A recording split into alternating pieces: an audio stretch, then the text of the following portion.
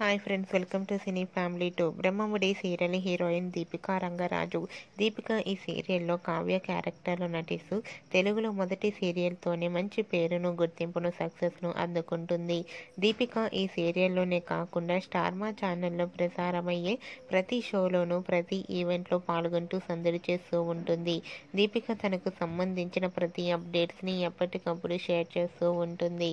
అయితే రీసెంట్గా Brahmamudi serial heroine Deepika తన రియల్ లైఫ్ లేటెస్ట్ ఫొటోస్ను షేర్ చేసింది.